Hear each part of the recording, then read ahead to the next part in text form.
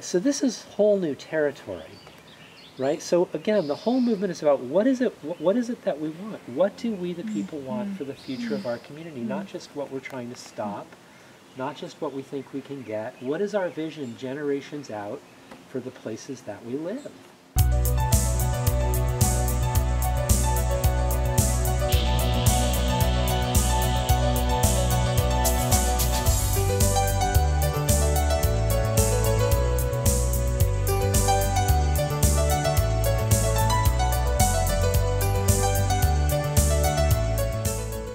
Hi, welcome to Peak Moment. I'm Janaea Donaldson. I'm in Bellingham, Washington, with a guest we've talked with before, Paul Cienfuegos, who's a community rights educator and organizer.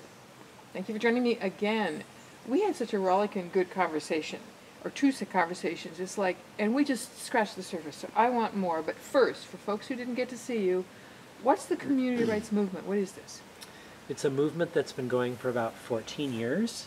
The lead organization in this work that I work in partnership with is the Community Environmental Legal Defense Fund, CELDF.org. And for the last 14 years, in 160 communities in 9 states, we've been passing what we call rights-based ordinances that strip corporations of all of their constitutional so-called rights, that enshrine the right of a local community to govern itself by community majority, no matter whether the corporate leaders want that something to happen or not, and ban specific corporate activities which are legal but which the community considers harmful, which is most corporate activities: fracking, clear cutting, big box stores, the healthcare catastrophe factory that we're all living in, farms. factory farms. These are all legal, normal, regulated activities at the state level. And so under current conventional law, you can't ban them at the local level because that would violate the corporation's so-called constitutional rights, and it would also violate these things called state preemption and Dillon's rule, that are state laws that in effect make it illegal for a local community to protect its own health and welfare. And so for the last 14 years, CELDF has been helping communities write these rights-based laws, and because the laws directly challenge these unjust state and federal legal structures, they are themselves illegal. The laws we pass are illegal. They're direct frontal assaults to unjust law, which is how real social change happens. Right? What the American revolutionaries did was illegal. It violated British law. Of course. What the women's movement did to bring voting for women was illegal. They voted to force the legal structures to change, and they were hauled out of voting booths by the thousands and imprisoned. The anti-slavery movement was hiding slaves and creating a political catastrophe for the powers that be. They were breaking the law. That's what this movement is about. We're breaking the law to force changes in unjust law. Great. I mean, it's great to have the historical precedent, to know that some of the things that were most important in American history were illegal to start.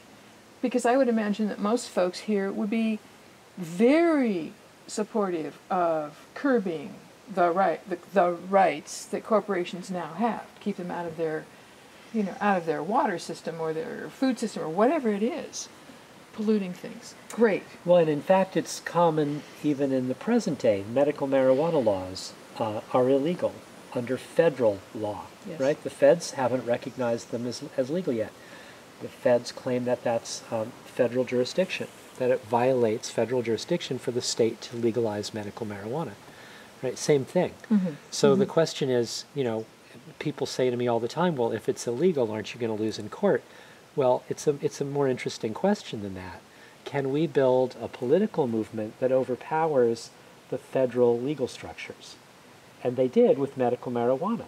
Right, because over the last few decades, state and local levels. There's now millions of people legally smoking marijuana and growing marijuana under state law. Who cares that it's illegal under federal law? So you're creating a crisis of jurisdiction between the two levels of government. So if you can mobilize we the people, right, and pass laws at that level, then it's not actually that difficult to challenge higher preemption laws. Give us an update on how's this going? Well, the movement continues to take off, and the most exciting thing, viewers are going to think this is odd for me to say this, but the most exciting thing that's happened in the last year is that we're being sued in 2 major lawsuits in 2 communities in Colorado that passed right-to-water ordinances that banned all fracking. All of our ordinances are designed around a right to ... So fracking violates our right to water, and so it's banned as part of our right to water ordinance. Is that what? Okay, all right, go Right, ahead. it poisons the groundwater. Right. And it makes the water coming out of our tap flammable. That's a serious problem. And in those 2 communities in Colorado, they were sued by the oil and gas industry. Yeah.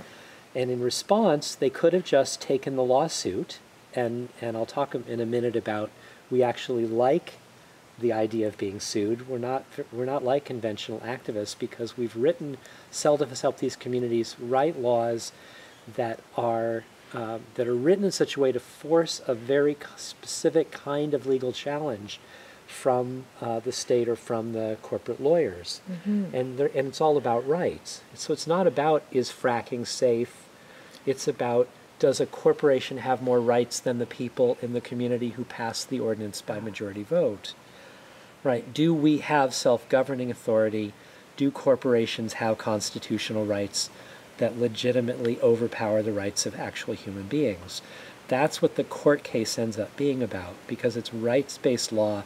It's not regulatory. It's not zoning. It's not the stuff that conventional activism is all about. So in Colorado, they have filed a state constitutional amendment which will be on the ballot, our groups in Colorado. It will be on the ballot this November, assuming they can get enough signatures.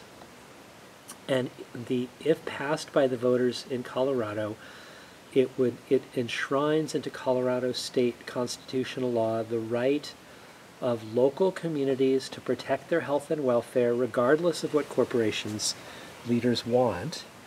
And it strips corporations of their constitutional rights to overrule what local communities want. That's powerful.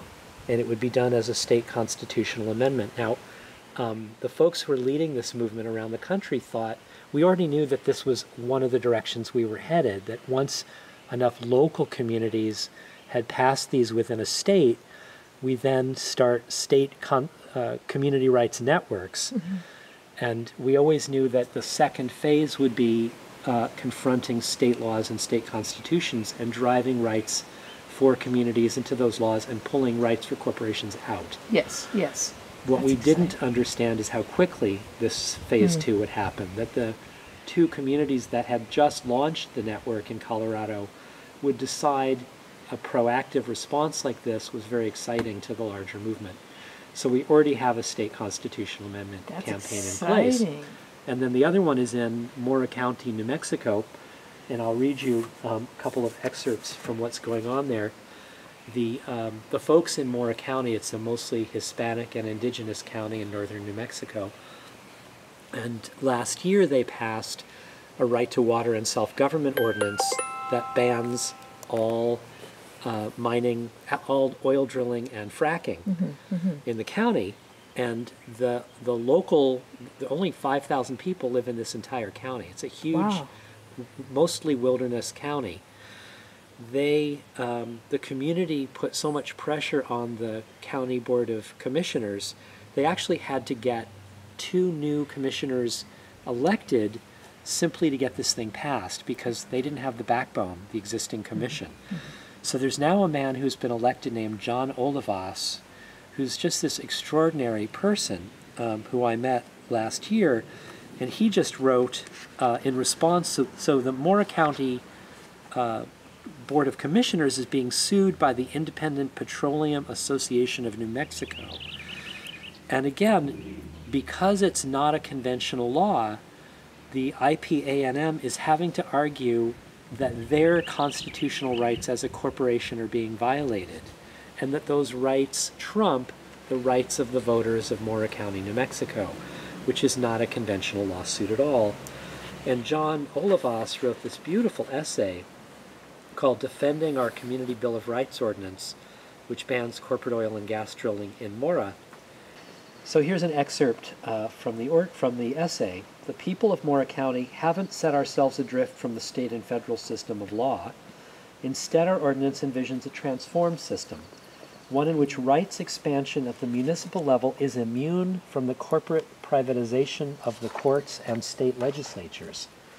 Ours is now a system that doesn't recognize corporations as capable of possessing constitutional rights because they are property. Corporations are property, while preventing the authority of state and federal governments from being wielded to prohibit communities from using law to protect their own health, safety, and welfare.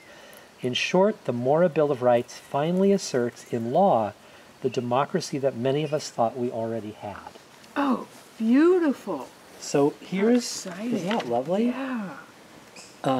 So here is an excerpt from the annual report to its stockholders from the Independent Petroleum Association of New Mexico. Now, if you're a major industrial organization and you're suing a county that's trying to stop you, that has fiduciary impact on your stockholders. Sure it does. So you're required to tell them what you're doing. And you're required to explain what the lawsuit is about. Well, this is an unusual lawsuit. They're being forced into an unusual lawsuit. And there's a full page in their 50-page annual report to stockholders that came out a few months ago. And the title of the page is Why Corporate America Needs to Pay Attention. Oh.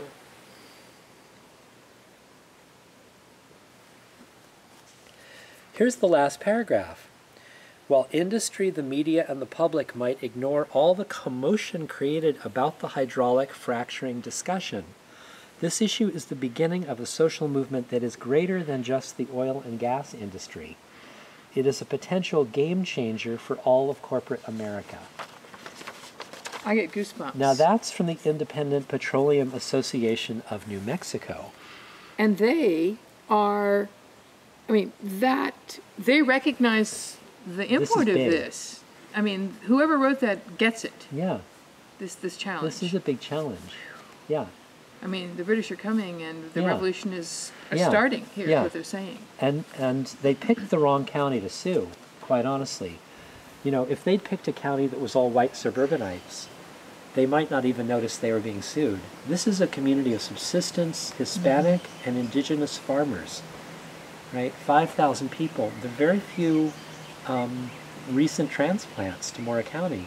These are folks who absolutely will not let their water be poisoned by fracking. God, yes. Right? They don't care if the federal government says you can't do that. Right. It's illegal to stop this. Right. The same government that stole lands from Right. many of them. They That's have a right. history that's going to They've been defending deeper. their lands from conquerors for centuries. Yeah, wrong county to sue.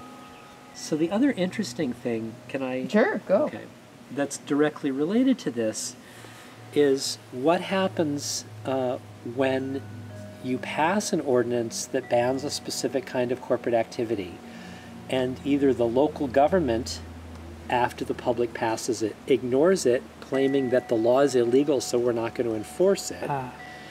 What does it mean for us as the local we the people to start taking ourselves seriously as the direct enforcers? Because this paradigm shifting work is only as good as our capacity as the public to enforce the laws we passed. If the structures of law ignore us, even after we pass these laws, because they're saying these laws are unconstitutional or illegal, so we're going to ignore them, then we're still screwed. Yes. So there's two very exciting developments in that area as well since we last talked. In State College, Pennsylvania, which is where Penn State University is, huge university in a very small town, the public, through a popular vote a year or two ago, passed a ban on any more drilling of pipelines, drilling of holes for natural gas pipelines under the town. The mayor and the city council adamantly opposed the public voting yes on this ordinance. It was overwhelmingly passed, like 75% yes. Wow. Anyway, the pipeline was supposed to bring natural gas to Penn State University through underneath the town. Once the public passed it, the mayor and the city council refused to enforce it. The university administration refused to consider it, at least publicly. They acted as if the law wasn't legal because it violated their state preemption capacity as a state actor, a state university. And the corporation that was going to build the pipeline, they at least publicly acted as if the law was irrelevant also. Mm-hmm. So everything moved forward as if it was going to happen anyway. The public realizes that they're not going to get this thing stopped simply by passing the law through the ballot box. Believe it or not, they contacted Occupy Wall Street and the National Greenpeace office, and they requested training in nonviolent direct action because they realized that they were going to have to enforce it directly with their bodies. And trainers came in from these two groups, and they started to train. We're used to activists being trained in nonviolent direct action. You know, Earth First, or some kind of groups that mainstream America considers fringe human beings in the culture. This is now the public of State College, Pennsylvania, that's passed by majority vote overwhelmingly a ban on this happening. They're now getting trained to enforce their own law. And at that point, the powers that be all blinked, and the pipeline was canceled. Whoa! When Right? they just the possibility, The possibility. that we the ordinary people, you know, the accountants and teachers and you know grocers of this town, Right. Who overwhelmingly said, we don't want this thing. We're going to make sure it now doesn't happen. Great. It's pretty incredible. Exciting. And the other exciting thing is in Josephine County in Oregon, which is where, that's Grants Pass and Cave Junction in Oregon. It's a very conservative, populist county. They're trying to stop corporate pesticiding of forest and farmland, and they're currently collecting signatures. It's Oregon's most far along ordinance campaign so far. Mm-hmm.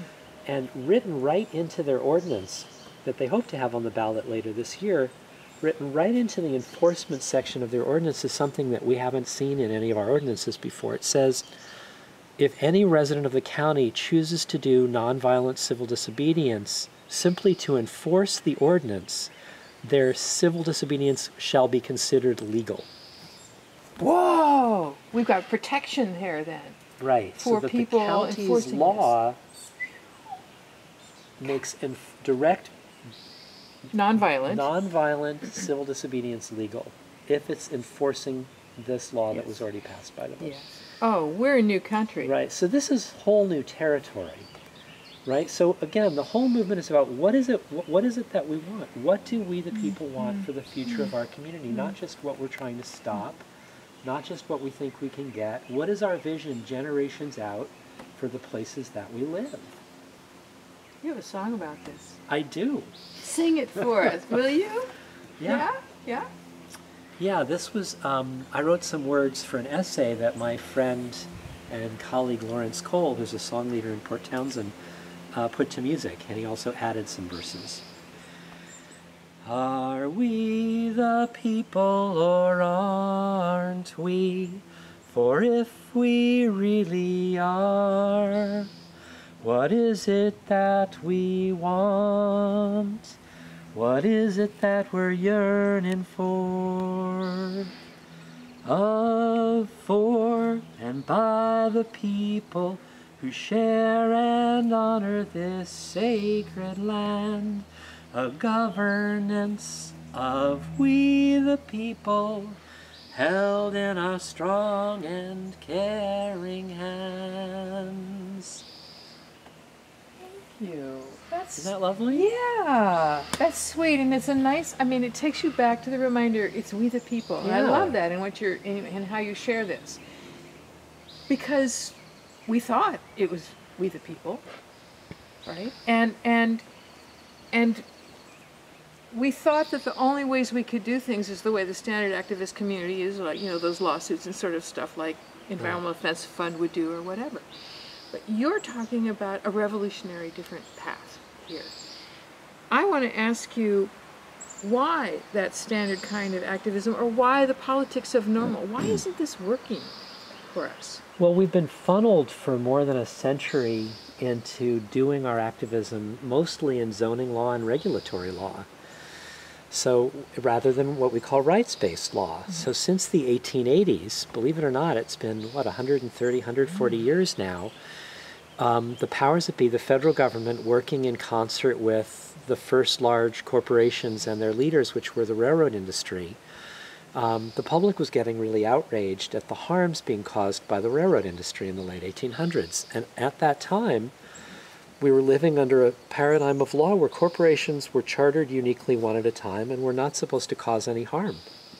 Well, as the Industrial Revolution proceeds in the mid to late 1800s, corporations have to cause harm. It's part of the Industrial Revolution. Building railroads and Yeah. shipping things and creating toxic pollutions. It's part of the revolution. Okay. It's part of the Industrial Revolution. And so harm has to be redefined. And so they shift from banning harm, prohibiting harm, to regulating harm.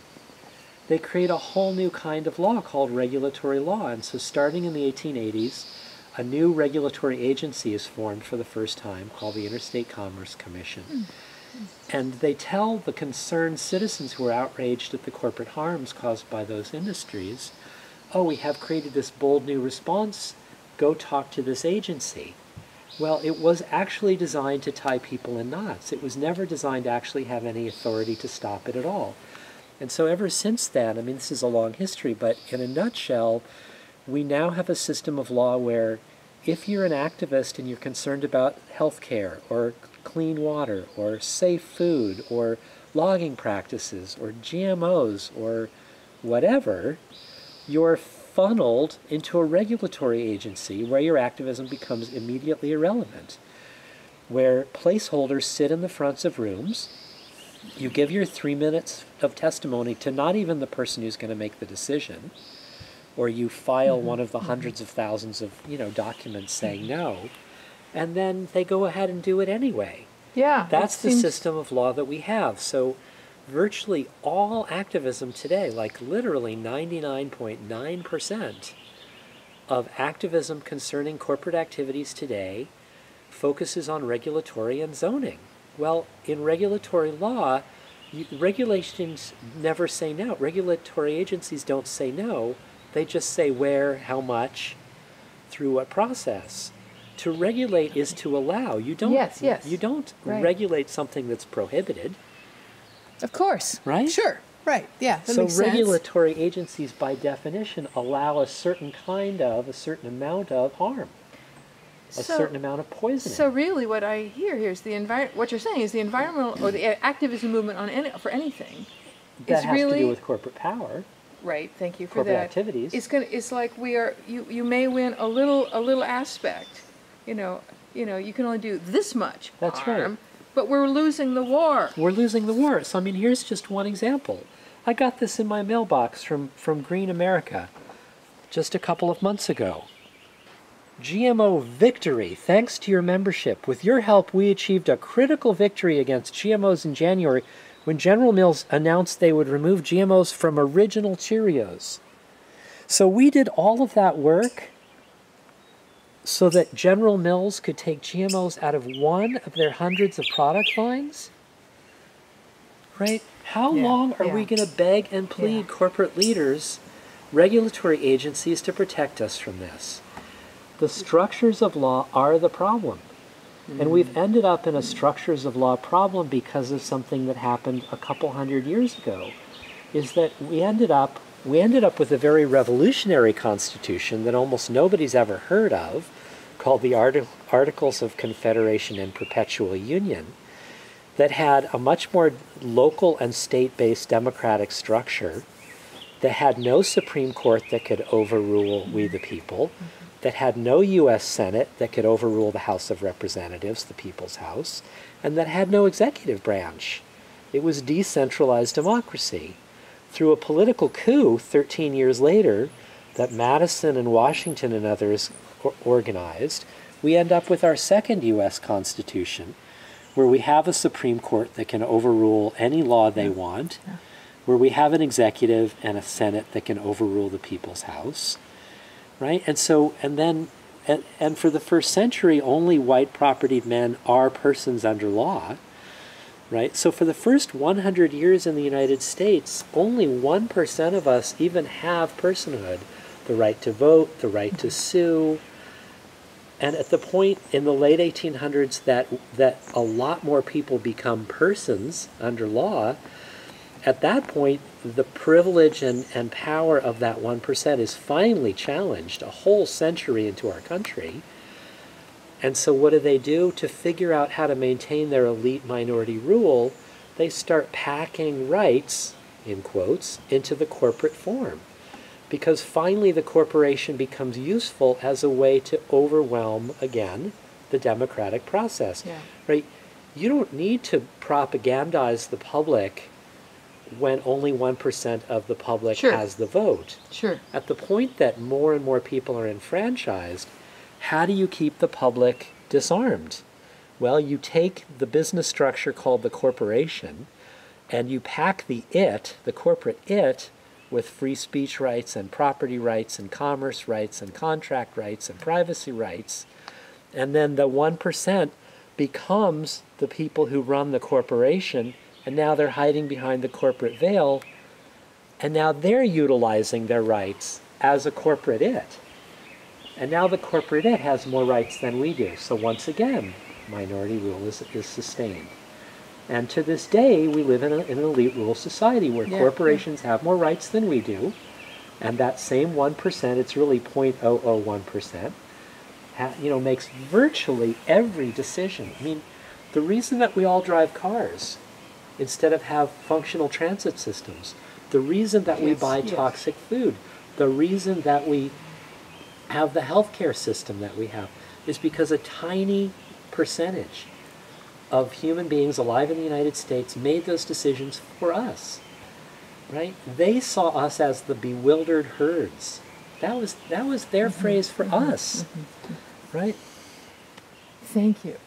We will need to continue because this is an ongoing story, and it's a revolutionary story, and that's what's exciting. Thank you for that explanation back into the early history of the United States, because that fills in the gaps that most of us don't know and weren't taught. Yeah, our activism it's in the wrong place. So, it's about rights. What do we want? All right. Rights. Thank you. You're very welcome. Thank you. Pleasure. You're watching Peak Moment. I'm Janaea Donaldson with Paul Cienfuegos, the Community Rights Movement. Get active with it. Join us next time.